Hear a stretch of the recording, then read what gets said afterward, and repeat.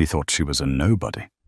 He thought she was just a poor, quiet girl he had rescued from a life of poverty. Richard Sterling, a top Manhattan executive, walked into that courtroom with a smirk, his designer suit, and his mistress giggling in the back row. He was ready to destroy his wife, Sandra, to leave her with absolutely nothing but the clothes on her back. But Richard made one fatal calculation. He didn't check her background. He didn't know that the woman he was calling a leech wasn't poor at all. In fact, she owned the very ground he was standing on. When the courtroom doors opened and the royal guard walked in, Richard's smirk didn't just fade, it shattered. This is the story of the most brutal divorce court karma in history. You are not going to believe how this ends. The heavy oak doors of the Manhattan Supreme Court swung open with a groan that seemed to echo the misery of every soul inside. It was October 14th, a rainy Tuesday, that turned the New York skyline into a blur of charcoal and steel. But inside courtroom 304, the atmosphere was electric, though entirely one-sided. Richard Sterling walked in like he owned the building. At 42, Richard was the picture of modern American success. He was the senior VP of Sterling and Finch, a private equity firm that specialized in hostile takeovers. He had the jawline of a movie star, the cold blue eyes of a shark, and a bespoke Brioni suit that cost more than most people's cars. He checked his Rolex, a platinum Daytona, and smirked. Today was the day. Today he would finally cut the dead weight loose. That dead weight in his mind was his wife of 6 years, Sandra. Sitting at the plaintiff's table, Richard leaned over to his lawyer, Marcus Stone. Stone was known in the city as the Butcher.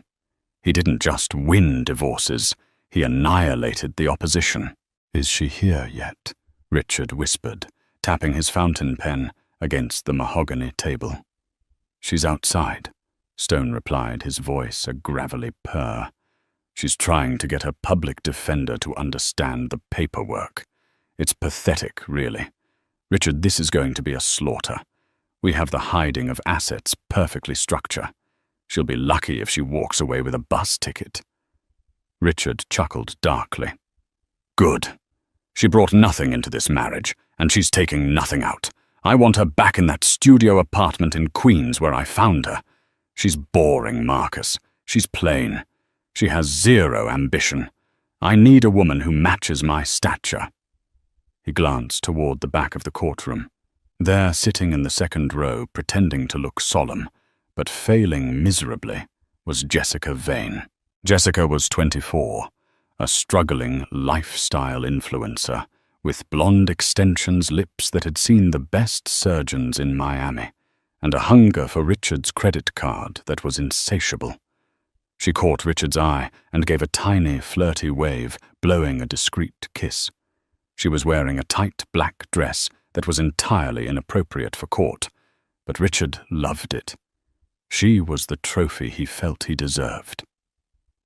"Order all rise," the bailiff bellowed. Judge Anthony Calvetti walked in. He was a no-nonsense jurist with a reputation for hating time-wasters. He took his seat and adjusted his glasses. "Docket number 4492, Sterling versus Sterling. Counsel, state your appearances." "Marcus Stone for the plaintiff. Richard Sterling, Your Honor." Stone boomed, exuding confidence. "Arthur Pendleton for the defendant. Mrs. Sandra Sterling." A soft, shaky voice came from the other side. Richard rolled his eyes. Sandra had walked in. She looked exactly as Richard described her to his friends, Mousy. She was wearing a grey wool cardigan that was 2 sizes too big, a plain black skirt and sensible flat shoes. Her brown hair was pulled back in a messy loose bun, and she wore zero makeup. She kept her head down, clutching a battered leather satchel. To the outside world, she looked like a woman defeated before the fight had even begun. She looked like a woman who had been crushed by the weight of her husband's success. Arthur Pendleton. Her lawyer didn't inspire much confidence either. He was an elderly man, perhaps 70, with a rumpled suit and a briefcase that looked like it had survived a war. He fumbled with his papers, dropping a pen as he stood up. Richard snickered audibly. Jessica giggled in the back. "Mr. Stone, proceed," Judge Calvetti said, looking bored already. "Your Honor." Stone began pacing the floor. "We are here to demonstrate that this marriage is irretrievably broken due to the defendant's complete lack of contribution. My client, Mr. Sterling, is a titan of industry. He has built an empire. Mrs. Sterling, on the other hand, has not worked a day in the last 6 years. She sits at home. She contributes nothing to the household finances. And now she has the audacity to demand alimony." Stone paused for dramatic effect, pointing an accusatory finger at Sandra, who was staring at her hands. "We have evidence, Your Honor, that Mrs. Sterling is merely a gold digger who trapped my client into marriage. We are filing for a complete dissolution of assets with zero spousal support. We are offering a one-time settlement of $10,000 to help her relocate. Given that she came into the marriage with debt, we find this generous." A ripple of shock went through the few observers in the court.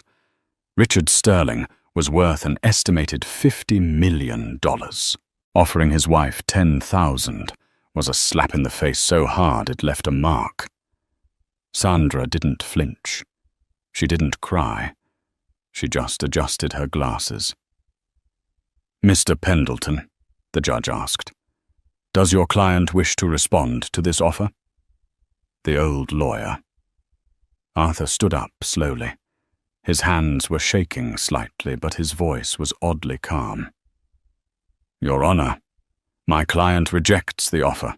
We are not asking for half of Mr. Sterling's assets." Richard leaned back, whispering to Stone. "See, she knows she can't win. She's going to fold. However," Arthur continued, "we are asking for a full audit of Mr. Sterling's offshore accounts in the Cayman Islands, specifically the shell company, Jupiter Holdings, which he used to purchase the penthouse on 5th Avenue for his associate, Ms. Jessica Vane." The room went deadly silent. Richard's face turned a shade of pale violet. He shot a look at Jessica, whose jaw had dropped. "How did they know about Jupiter Holdings?" That account was buried under 3 layers of corporate anonymity. "Objection," Stone roared. "Relevance and purely speculative." "Overruled," Judge Calvetti said. Leaning forward, his interest suddenly piqued. "If marital assets were used to buy property for a third party, that is very relevant. Proceed, Mr. Pendleton." Richard clenched his fists under the table. He looked at Sandra. She wasn't looking at the floor anymore. She had lifted her head. For a split second, Richard saw something in her eyes he had never seen before. It wasn't fear. It wasn't sadness. It was cold, hard steel. But just as quickly, she looked down again, returning to the role of the meek housewife. Richard shook his head. It's a fluke, he thought. She just got lucky and found a receipt. I will crush her. "The gloves are off," Richard hissed to his lawyer. "Destroy her, Marcus. Bring up her family." The courtroom recess was called for lunch, and the tension in the hallway was thick enough to choke on. Richard Sterling stood near the vending machines, aggressively typing on his BlackBerry liquidating assets and moving funds before the court could freeze them. "Richard, baby," Jessica whined, hanging onto his arm. "Why did that old man say my name?" "You said my name wouldn't come up. This is bad for my brand. I have a sponsorship deal with a tea detox company. I can't be seen as a home wrecker in court records." Richard shook her off roughly. "Shut up, Jessica. It's a standard tactic. They're bluffing. They want a settlement. They want me to panic and write a check for $1 million just to make them go away. Well, I'm not doing it." He looked down the hallway. Sandra was sitting on a wooden bench eating a sandwich she had brought from home in a plastic bag. She looked pathetic. Richard walked over to her, his expensive shoes clicking on the linoleum. He towered over her. "Sandra," he said, his voice dripping with fake pity. She looked up, chewing slowly. "Richard, look at you," he sneered. "Eating a bologna sandwich in a courthouse. Is this really how you want to go out? You're embarrassing yourself. You're embarrassing me." "I'm just eating lunch, Richard," she said softly. "Take the 10 grand, he hissed, leaning closer so no one else could hear. "Take the 10 grand and disappear. Because if we go back in there, Marcus is going to bring up your past. We're going to talk about how I found you working as a waitress in that dive bar in Brooklyn. We're going to talk about how you have no family, no degree, no pedigree. You are a nobody, Sandra. I made you, and I can break you." Sandra stopped chewing. She carefully wrapped the remainder of her sandwich in the plastic wrap and placed it in her bag. She stood up. Even in her flat shoes, she held herself with a posture that was surprisingly regal. "You didn't find me in a dive bar, Richard," she said, her voice calm and measured. "You found me in a jazz club. I wasn't a waitress. I was helping the owner who was a friend." "Same thing." Richard waved his hand dismissively. "You were poor. You had holes in your shoes." "I liked those shoes," she said simply. "Richard, I'm going to give you one chance. Stop this. Stop the lies. Admit to the infidelity, agree to a fair split of the assets acquired during the marriage, and let's end this quietly. I don't want your millions. I just want what is fair." "Fair?" Richard laughed, a harsh barking sound. "Fair is what I say it is. You want a war, you got one. I'm going to make sure you can't even get a job cleaning toilets in this city when I'm done with you." He turned on his heel and stormed back to Jessica, who was busy checking her makeup in her phone camera. "What did she say?" Jessica asked. "She tried to beg." Richard lied. "She knows she's finished." Back inside the courtroom, the atmosphere had shifted. Judge Calvetti looked annoyed. The discovery of the hidden apartment for the mistress had irritated him. He didn't like liars. "Mr. Stone, you may continue your opening arguments," the judge said. Marcus Stone stood up, buttoning his jacket. He gave Sandra a predatory smile. "Your Honor, to understand why the plaintiff deserves nothing, we must look at her character. She claims to be a supportive wife. Yet for 6 years, she has refused to attend company galas. She refuses to travel with Mr. Sterling to important business meetings in Paris and Milan. She isolates him. She is antisocial and unrefined." Stone picked up a document. "Furthermore, we have run a background check on Mrs. Sterling, or should I say, Sandra Doe. It seems Mrs. Sterling has no birth certificate in the United States. She claims to be from a small town in Europe, yet there are no records of her graduating from the university she claimed to attend. She is a fraud, Your Honor.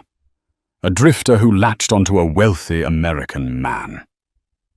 Sandra's lawyer, Arthur, didn't object. He just sat there, polishing his glasses with a handkerchief.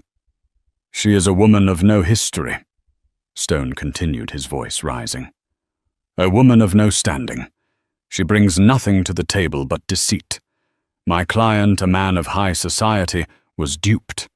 We ask the court to annul this marriage on the grounds of fraud, leaving her with absolutely nothing." Richard smirked. This was the kill shot. Annulment meant she wasn't even a divorcee. She was a stranger. The judge looked at Sandra. Mrs. Sterling, your counsel may respond. Arthur Pendleton stood up. He didn't look at his notes. He looked directly at Richard. My client. Arthur began, his voice suddenly dropping its shakiness, resonating with a deep baritone power. Is indeed a very private person. She values discretion above all else. That is why she did not attend the loud, drunken galas Mr. Sterling enjoys. That is why she did not travel to Milan to watch Mr. Sterling cheat on her with his secretary in 2021, or with Miss Vane in 2023. Objection, Stone shouted. Withdrawn, Arthur said calmly. As for her history, Mr. Stone is correct. Sandra Sterling does not have a birth certificate in the United States, and she did not graduate from the University of Zurich as a common student. Arthur walked to the center of the room. You see, Mr. Sterling was so obsessed with his own voice, he never really listened to his wife. He never asked about her childhood in the mountains of Eldoria. He never asked why she spoke 4 languages fluently. He simply assumed that because she was quiet, she was weak. Because she didn't wear diamonds, she was poor. Arthur turned to the bailiff. Your Honor, the defense calls its first witness, but we request a brief recess to clear security protocols. Security protocols, the judge frowned. For a witness. Yes, Your Honor, Arthur said. The witness is under diplomatic protection. Richard frowned. Diplomatic protection? What kind of game was this? Was she bringing in some sketchy immigrant relative to cry about poverty? The doors at the back of the courtroom opened, but it wasn't a witness who walked in. 2 men in dark suits with earpieces entered first, scanning the room. They were followed by a man in a military uniform, not American. It was a slate-gray uniform, with gold epaulets and a red sash. He carried a heavy, velvet-covered box. Richard squinted. The uniform. It looked vaguely familiar. He had seen it in magazines, usually associated with old European money. The man in the uniform walked straight to the defense table. He ignored everyone else. He stopped in front of Sandra, clicked his heels together with a sharp snap, and bowed deep at the waist. Your Highness, the man said, his voice thick with a Germanic accent. The delegation has arrived. The entire courtroom gasped. Even the stenographer stopped typing. Richard froze. Highness Sandra Sterling. The woman in the oversized cardigan slowly stood up. She reached up and pulled the messy bun out of her hair, letting the long chestnut locks cascade down her back. She took off her glasses and set them on the table. She turned to Richard. The look of submission was gone. In its place was a look of absolute terrifying authority. Thank you, Colonel, Sandra said, her voice clear and commanding. You may present the seal to the judge. Richard felt a cold sweat break out on his neck. He looked at Jessica. She looked confused. Richard, she whispered, why is that guy bowing to her? Is this a prank? But Richard knew. Deep in his gut, the sickness was starting to rise. He had called her a peasant. He had called her a nobody. He watched as the colonel approached the bench and placed the velvet box before Judge Calvetti. The judge opened it. Inside lay a document sealed with thick red wax and a golden crest. A crest depicting a double-headed eagle and a crown. Your Honor, Arthur Pendleton said, smiling for the first time. I would like to introduce the court to the true identity of the defendant. You know her as Sandra Sterling, but her legal name, recognized by the International Court of Justice and the Sovereign Principality of Eldoria, is Her Royal Highness Princess Sandra Sophia Valois, third in line to the throne and the sole heiress to the Valois estate. Richard's mouth fell open. "And," Arthur added, turning to look at a pale, trembling Richard, "she is currently the owner of the bank that holds the mortgage on Mr. Sterling's firm." The silence in the courtroom was shattered by the sound of Jessica Vane dropping her phone. The silence in courtroom 304 didn't last. It was broken by the sharp, hysterical laugh of Richard Sterling. It was the laugh of a man whose brain had simply refused to process the information it had just been fed. "Princess," Richard sputtered, standing up and pointing a shaking finger at Sandra. "Princess, Your Honor, this is ludicrous. Look at her. She's wearing a cardigan from a thrift store. She counts coupons. This is some kind of elaborate stunt to delay the proceedings. I want her held in contempt. Marcus Stone." Richard's lawyer was smarter. He wasn't laughing. He was staring at the document on the judge's bench with the eyes of a man watching a tsunami approach the shore. He recognized the seal. He knew what the Valois name meant in international banking. It meant old money. The kind of money that didn't shout. It whispered, and governments listened. "Sit down, Mr. Sterling," Judge Calvetti ordered, his voice stern. He was studying the documents with intense fascination.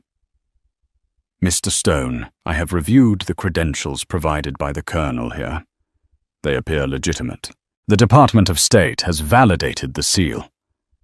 The judge looked over his glasses at Sandra. "Mrs. Sterling, or should I say, Your Highness, why the deception?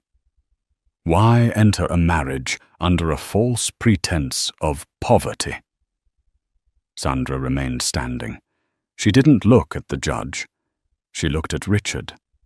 Her eyes were filled with a sadness that was rapidly hardening into ice. "Because, Your Honor," she said, her voice carrying to the back of the room, where reporters were now trying to shove their way in, tipped off by the arrival of the Royal Guard. "I grew up in a world where everyone wanted something from me. My title, my influence, my family's wealth. I wanted to be loved for me. Just Sandra, not the princess." She took a step toward the plaintiff's table. "When I met Richard 6 years ago, I thought I had found it. I thought he loved the quiet girl in the jazz club. I hid my background to protect our love. I lived on his budget. I cleaned his apartment. I cooked his meals. I supported him while he climbed the corporate ladder, comforting him when he lost deals, celebrating when he won. I played the role of the supportive, humble wife because I thought we were building a life together." She paused, her gaze shifting to Jessica Vane, who was shrinking into her seat. "I didn't know that while I was saving money by clipping coupons so we could afford his image, he was spending thousands on dinners with women like her." Richard's face was red veins bulging in his neck. His greed, however, was faster than his shame. His mind raced. Wait, if she's a princess, if she's worth billions. A sick, greedy grin spread across Richard's face. He grabbed his lawyer's arm. "Marcus," he whispered frantically, "forget the 10 grand, forget the divorce, or... No, wait, if we divorce, I get half. New York is an equitable distribution state. If she hid assets, I'm entitled to them." Richard stood up, straightening his tie, his arrogance returning in a flood. "Well," he boomed, "this is certainly a surprise. But the law is the law, Your Honor. We are married. Her assets are marital property. If my wife is indeed royalty, then I am a prince by marriage. And if we are to divorce, I am entitled to 50% of the Valois estate to maintain the lifestyle to which I should have been accustomed had she not defrauded me." "I want half," Richard shouted, slamming his hand on the table. "I want half of the bank, half of the estate, half of everything." Jessica Vane's eyes lit up in the back row. Half a kingdom. She suddenly sat up straighter, fixing her hair. Sandra's lawyer, Arthur Pendleton, let out a dry, dusty chuckle. It sounded like leaves scraping on a sidewalk. "Mr. Stone," Arthur said, opening his battered briefcase again, "I believe your client is forgetting something very important, a document he insisted upon with great aggression 6 years ago." Richard froze. Arthur pulled out a single, yellowing piece of paper. "Exhibit B, Your Honor. The prenuptial agreement." Richard's blood ran cold. He remembered. 6 years ago, Richard had just made his first million. Sandra was seemingly a broke waitress. Richard had been terrified, paranoid, that she was after his meager savings. He had hired the nastiest lawyer he could find to draft a protection agreement. Arthur began to read, his voice dripping with irony. Clause 14, Section B, drafted by Mr. Sterling's own legal team. In the event of a dissolution of marriage, regardless of the cause, each party shall retain sole ownership of all assets, titles, inheritances, and properties brought into the marriage or acquired independently during the marriage. There shall be no division of assets. What is his remains his. What is hers remains hers. Arthur lowered the paper. "Mr. Sterling was very specific, Your Honor. He told my client, and I quote from the deposition transcript, 'I don't want you touching a penny of my hard-earned money when I dump you.'"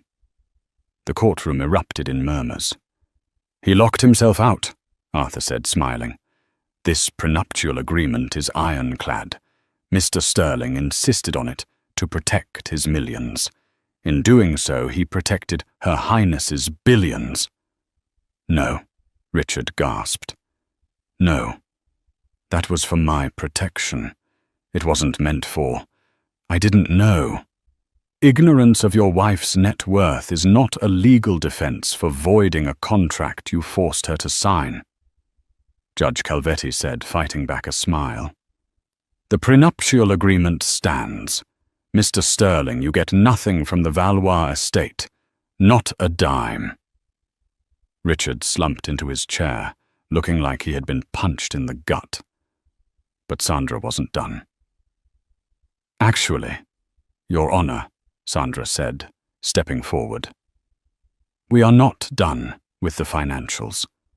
While Richard gets nothing of mine, we need to discuss what he owes me." Richard looked up confused. "Owe you? I paid for everything. I paid the rent. I paid the bills." "Did you?" Sandra asked softly. "Or did you pay them with money you borrowed?" Arthur Pendleton pulled out a thick stack of files. "Part 4 of our submission, Your Honor. The matter of Sterling and Finch and the loans from the Eldoria Royal Bank." The air in the courtroom had shifted from tense to predatory. Richard Sterling was no longer the hunter. He was the wounded gazelle, and the lions were circling. "What are you talking about?" Richard snapped, though his voice lacked its usual bite. "My firm is solid. We have liquidity." "Mr. Sterling," Arthur said, "your firm, Sterling and Finch, operates largely on leveraged buyouts. You borrow massive amounts of money to buy companies, strip them for parts, and sell them. It's a risky business model. And 3 years ago, when your hostile takeover of the Tech Core group failed, you needed a massive influx of cash to stop your company from collapsing." Richard went pale. That was a secret. Only his CFO knew about the Tech Core disaster. "You took out a private loan," Arthur continued. "A loan of $25 million. You secured it through a shell corporation in Zurich to hide it from your board of directors. The lender was Vanguard Capital." "So what?" Richard said, sweating profusely. "It's a standard business loan. I'm servicing the debt." "Vanguard Capital," Sandra cut in, her voice sharp, "is a wholly owned subsidiary of the Valois Royal Estate. I am the lender, Richard." Richard's mouth opened and closed like a fish out of water. "And," Sandra continued, walking closer to him, "you are not servicing the debt. You missed the last 3 payments because you were too busy buying a penthouse for Miss Vane." Sandra turned her gaze to the second row. Jessica Vane saw the look and physically recoiled. "Let's talk about that penthouse," Sandra said. "Apartment 4B at the Obsidian Tower. $5 million, paid for by Jupiter Holdings. But Jupiter Holdings has no income. The money was siphoned from the Sterling and Finch operating accounts that are collateral for the loan you owe me." "That's embezzlement," Judge Calvetti noted, his eyebrows raising. "And fraud." "Exactly, Your Honor," Arthur said. "Since the funds used to purchase the apartment were stolen from the collateral of the loan, the apartment is technically the property of the bank, which means it is the property of Her Highness." Sandra looked at Jessica. "Miss Vane, I understand you have been redecorating. I hope you haven't unpacked everything." Jessica stood up, her face patchy with anger and fear. "You can't kick me out. It's my apartment. Richard put it in my name." "He put it in the name of a shell company," Arthur corrected her. "A company that is now being seized for asset forfeiture. The eviction notice was filed this morning. The locks are being changed as we speak."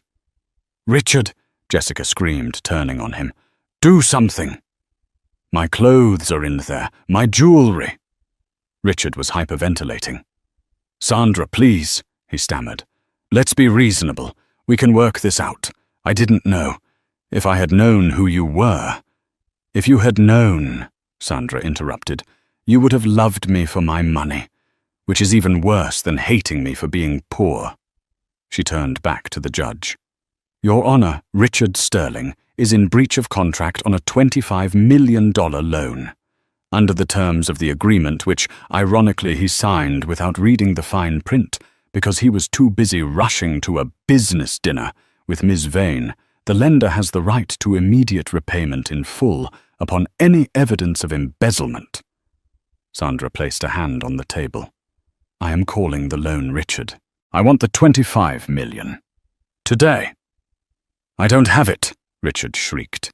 "I don't have $25 million in cash. Everything is tied up in stocks. If I sell now, the market will see it. The stock will tank. I'll lose everything." "Then you will lose everything," Sandra said coldly. "Just like you planned for me to lose everything. You wanted me on the street with $10,000. I am simply returning the energy you gave me." "This is vindictive," Marcus Stone shouted, trying to find a legal foothold. "This is a personal vendetta masquerading as a business transaction." "It is justice," Judge Calvetti said. "If your client embezzled funds to buy a mistress an apartment while defaulting on a loan, the lender has every right to seize assets. The court grants the motion for the immediate freezing of Mr. Sterling's personal and business accounts."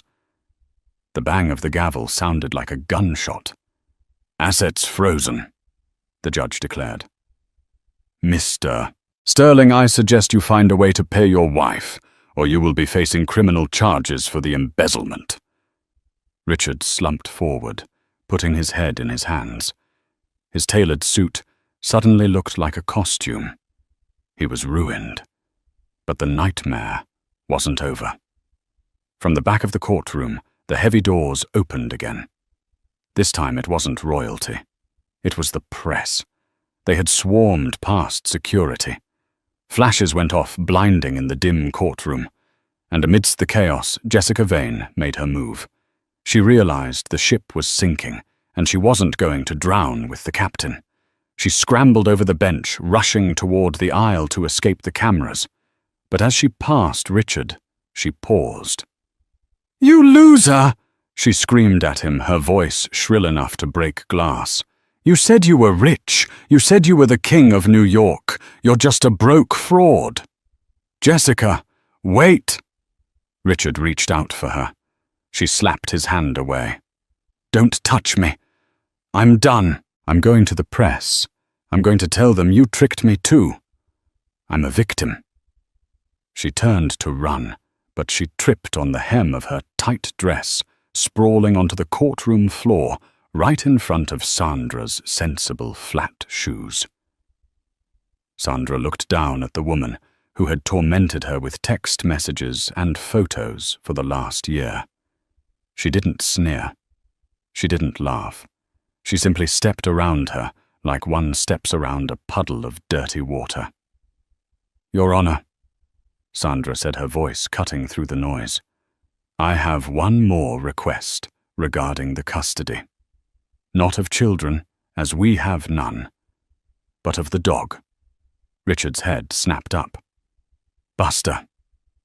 "You can't take Buster. He's my dog." "Buster," Sandra said, "is a golden retriever who spends 12 hours a day in a crate because you are at work or with your mistress. You kick him when he barks. You forget to feed him." She signaled to the colonel. "My security team has already retrieved Buster from the apartment. He is currently on a private jet to Eldoria, where he will have 10 acres of royal gardens to run in." "You stole my dog," Richard roared, finally finding his anger again. He lunged toward her. Instantly, the 2 royal guards in the suits moved. It was a blur of motion. Before Richard could get within 3 feet of Sandra, he was face down on the parquet floor. His arm twisted behind his back, a knee pressed into his spine. "Assault on a royal dignitary," the colonel stated calmly. "That is a felony, Mr. Sterling, and since it involves a foreign diplomat, it is now a federal offense." Richard groaned, his face pressed against the floor, staring sideways at Jessica Vane's high heels as she fled the room. Sandra looked down at him. "I loved you, Richard," she whispered. "I really did. But you killed that love day by day, lie by lie. You wanted a trophy.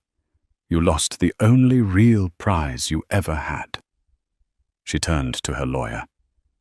"Mr. Pendleton, let's finish this." But as the guards hauled Richard up, a man in a frantic suit burst through the doors. It was the CFO of Sterling and Finch. "Mr. Sterling," the CFO yelled, ignoring the judge and the guards. "Mr. Sterling. The news. It's out. The news that the Royal Bank has called the loan. The stock is free falling. The board is holding an emergency meeting. They're voting to oust you as CEO." Richard's eyes went wide. It wasn't just the money. It was his identity, his job, his title. "No," he whimpered. Sandra paused at the door.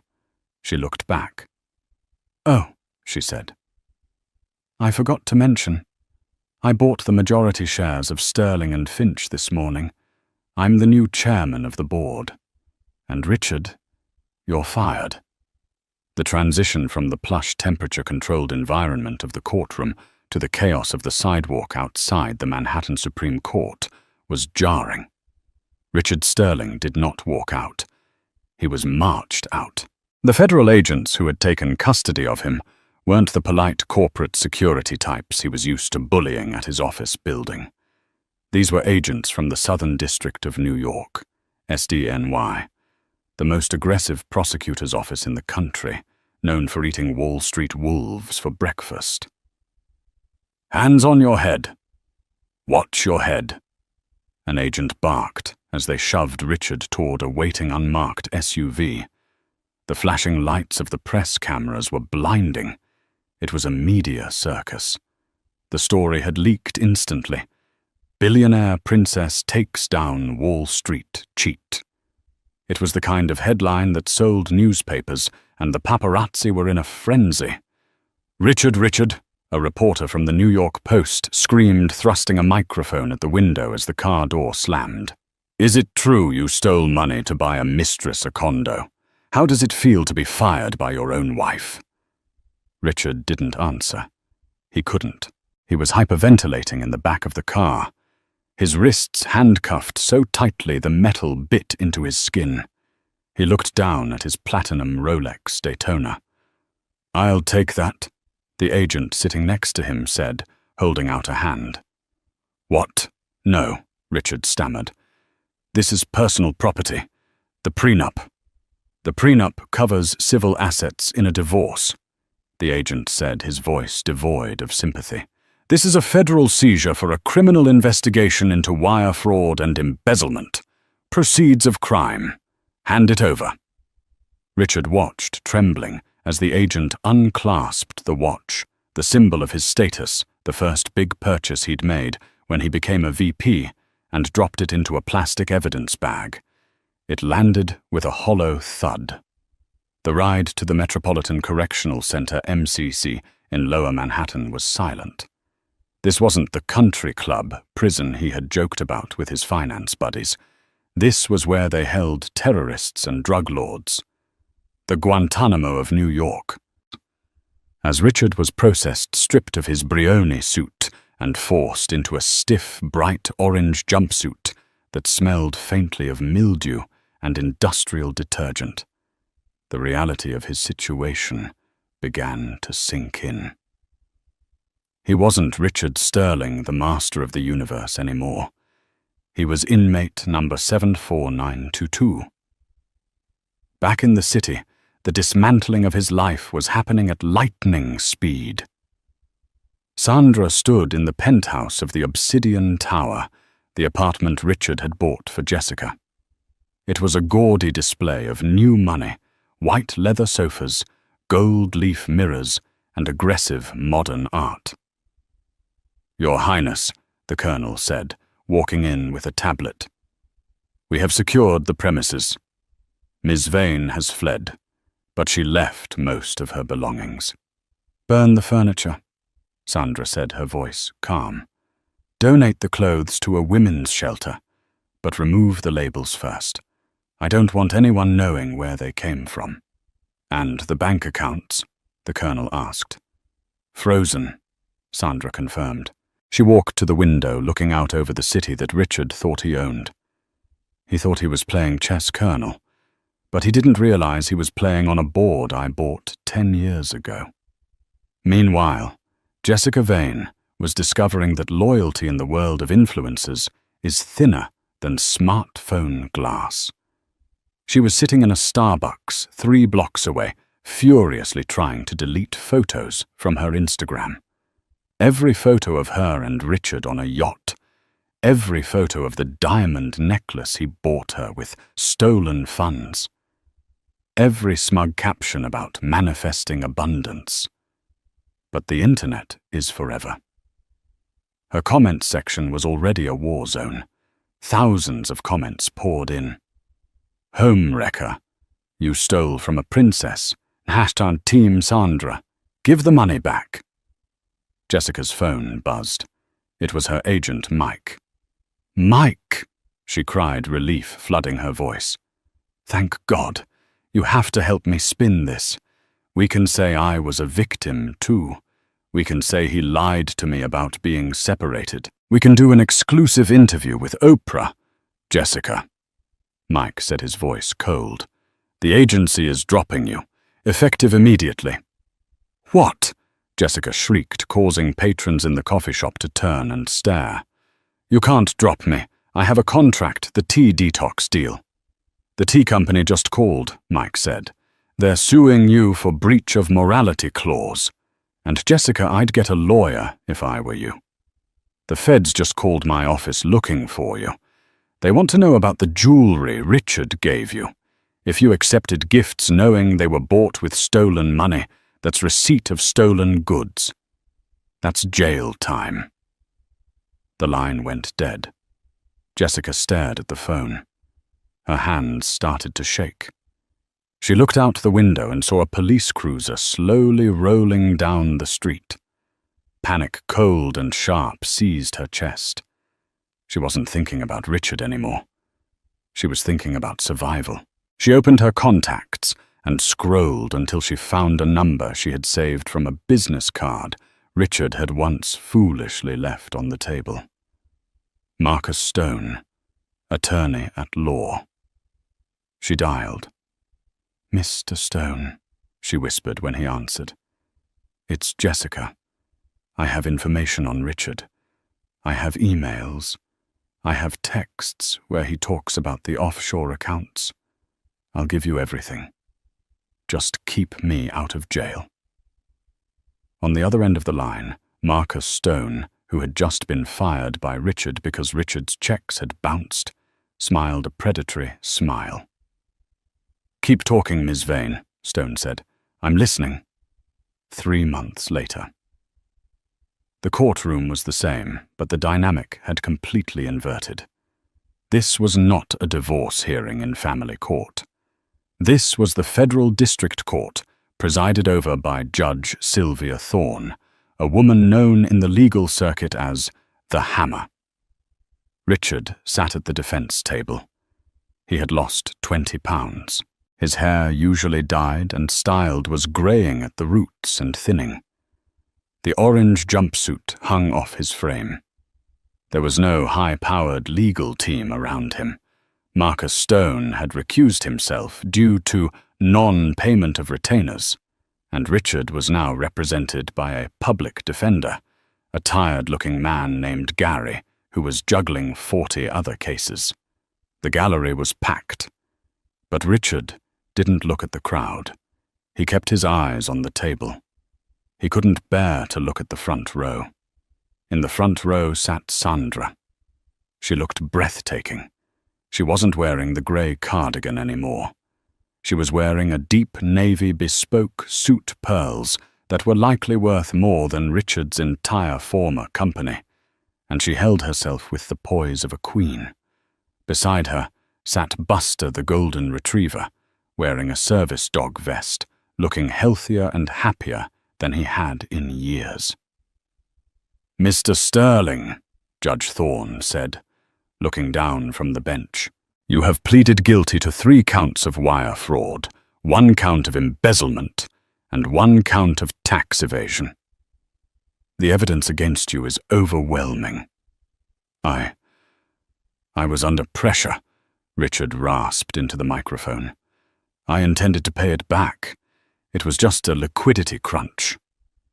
"You stole $25 million from a bank owned by your wife to buy luxury goods for a mistress," Judge Thorne said, her voice dripping with disdain.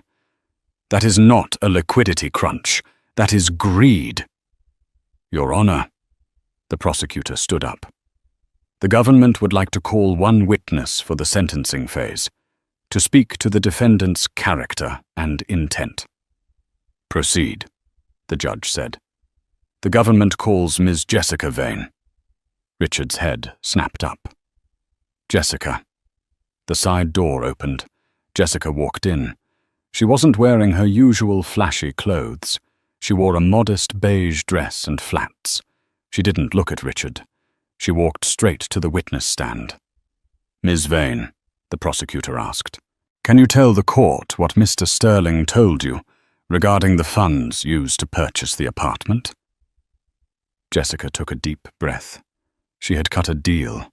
Full immunity in exchange for testimony. She was going to bury him to save herself. "He told me." Jessica's voice wavered, then strengthened. "He told me that his wife was stupid. He said she was a leech and that he was going to drain every account before he divorced her so she would starve. He laughed about it. He said he was moving the money to the Caymans so the courts couldn't find it. He explicitly said, 'I'm going to leave her in the gutter.'" A gasp went through the courtroom. Richard stood up, his chains rattling. "Liar. You told me to do it. You said you wouldn't be with me unless I bought the penthouse. Order." Judge Thorne banged the gavel. "Sit down, Mr. Sterling." "She's lying," Richard screamed, tears streaming down his face. "I did it for you. I loved you." Jessica looked at him then, cold and detached. "And you didn't love me, Richard. You loved that I made you feel like a big man. But you're small. You're so small." Richard collapsed back into his chair, sobbing. It was a pathetic sound. The master of the universe was gone. All that was left was a lonely, broken man. The judge adjusted her glasses. "Mr. Sterling, your actions were calculated, cruel, and malicious. You attempted to defraud not just a bank, but the person who should have been your partner in life. You attempted to weaponize the legal system to abuse your wife financially." She picked up a paper. "However, the victim, Her Highness Princess Sandra, has submitted a statement." The judge looked at Sandra. Sandra nodded slightly. "She has requested that the court show mercy," the judge said, surprising everyone. "She states that she does not wish for you to rot in prison for the rest of your life, as she believes in the potential for redemption." Richard looked up, hope flaring in his eyes. "Mercy, she still loves me, therefore," the judge continued. "I am sentencing you to 10 years in federal prison. However, per the victim's request, I am recommending you be placed in the minimum security facility in upstate New York, on one condition." "Condition?" Richard whispered.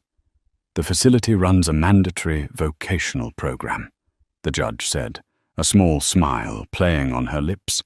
"Her Highness has endowed a new wing of the prison specifically for this program. It is a laundry service.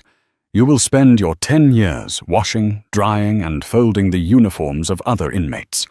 You will learn the value of the domestic labor you so despised your wife for doing." The gavel banged. 10 years, remanded to custody immediately." Richard was hauled to his feet. As he was dragged away, he looked back at Sandra one last time. She wasn't smiling. She wasn't gloating. She just looked relieved. She raised her hand and gave a small, final wave. "Bye, Richard," she mouthed. Then she turned to the colonel. "Come on. We have a board meeting at Sterling and Finch. I'm renaming the company today." "What will you call it, Your Highness?" the colonel asked, as they walked out the press, parting like the Red Sea for them. Sandra smiled, putting on her dark sunglasses. "Phoenix Capital," she said, "because we rise from the ashes." 1 year later. The humidity in the laundry block of the Otisville Federal Correctional Institution was suffocating. It smelled of bleach, stale sweat, and regret. Inmate 74922 wiped his brow with the back of his arm. Richard Sterling, once a man who wouldn't touch a door handle without hand sanitizer, was elbow deep in a cart of wet grey prison uniforms. "Hey, Sterling," a guard shouted from the catwalk. "Pick up the pace. Block B needs those jumpsuits folded by noon, or you're missing lunch." "Yes, sir," Richard mumbled, grabbing a heavy wet shirt. His hands, once manicured and soft, were now red-chapped and covered in calluses. He moved mechanically. Shake, fold, stack. Shake, fold, stack. It was the same routine day in and day out. The irony was a bitter pill he had to swallow every single morning. He had mocked Sandra for doing the laundry. He had told her it was menial work beneath him. Now it was his entire existence. During his 15-minute break, Richard sat on a plastic crate in the common area, sipping lukewarm water from a paper cup. A small television was mounted in the corner, usually playing sports reruns. But today, the channel was set to a national business news network. Richard wasn't paying attention until he heard the voice. "Remarkable turnaround, from a silent partner to the most influential CEO in New York City. Please welcome the Businesswoman of the Year, Sandra Valois." Richard's head snapped up. There she was, on the screen in high definition. She looked radiant. She was wearing a cream-colored suit that exuded power and grace. Her hair was loose, shining under the studio lights. She didn't look like the mousy woman he had divorced. She looked like a queen. The interviewer leaned in. "Your Highness, your company Phoenix Capital has just acquired the very firm that once tried to ruin you. You turned a failing predatory lending company into a massive non-profit that helps low-income families buy their first homes. Why?" Sandra smiled. It was a genuine smile, one Richard realized he hadn't seen in years, because he had been the one extinguishing it. "Because," Sandra said, softly looking directly into the camera, "I know what it feels like to be underestimated. I know what it feels like to have someone look at you and assume you are worth nothing. I wanted to build an empire that values character over currency. Money is easy to get. Loyalty. That is the true luxury." Richard felt a lump form in his throat. "And," the interviewer added, "we have to ask, there are rumors of a new romance, a certain duke from Spain." Sandra laughed a bright, happy sound. "I am very happy. I have found a partner who loves me for who I am, not for the title I hold. He doesn't care about the crown. He just likes walking the dog with me." The camera cut to a clip of Sandra walking Buster Richards' old dog in a beautiful park, accompanied by a tall, handsome man who was looking at Sandra like she was the only woman in the world. Richard stared at the screen, his eyes burning. He had that. He had all of that. He had a woman who loved him when he was nobody. He had a loyal dog. He had a comfortable life. But he had thrown it all away for a shallow influencer and a penthouse he couldn't afford. Speaking of the influencer, the news ticker at the bottom of the screen scrolled past a minor headline. "Former social media star Jessica Vane files for bankruptcy. Caught shoplifting at Walmart." "Hey, Sterling," another inmate, a large man named Miller, nudged him. "Ain't that your ex-wife?" Richard looked at the screen, then down at his chapped hands and his orange jumpsuit. "No," Richard whispered, his voice cracking. "She's not my ex-wife. She's a stranger. I never really knew her at all." "Tough break, buddy." Miller laughed, slapping him on the back. "Now come on. The underwear ain't gonna fold itself." Richard stood up. He took one last look at Sandra's smiling face on the screen, then turned his back on the life he could have had and walked back into the steam. Wow. Talk about a reality check, right? Richard thought he was playing chess, but he didn't even realize he was just a pawn in a game Sandra owned from the start. It's a brutal lesson, but a necessary one.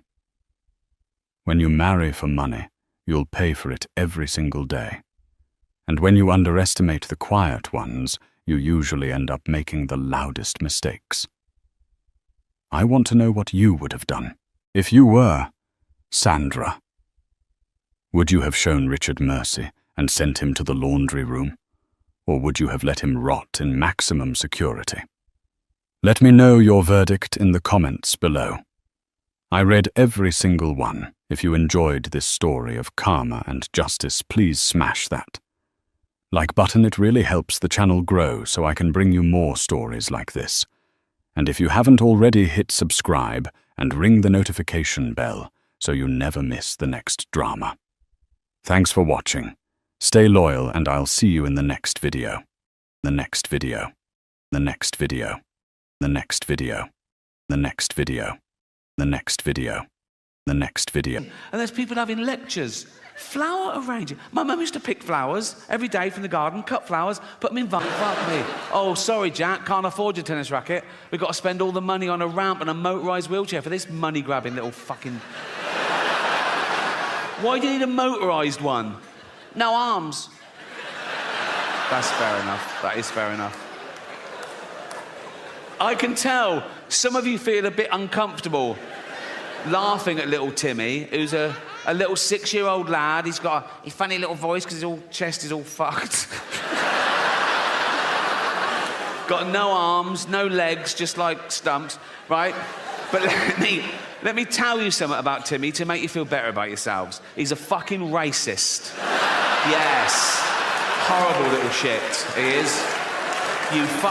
You little fucking bigot. You disgusting little fucking racist, you racist scum, you filthy little fucking, you fascist, you fucking, you disgust me.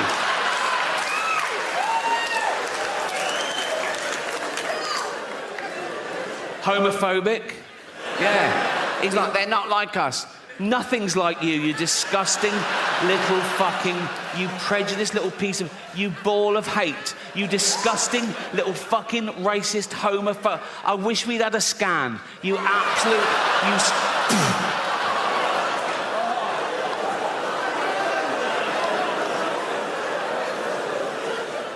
misogynist. If he could, he'd rape.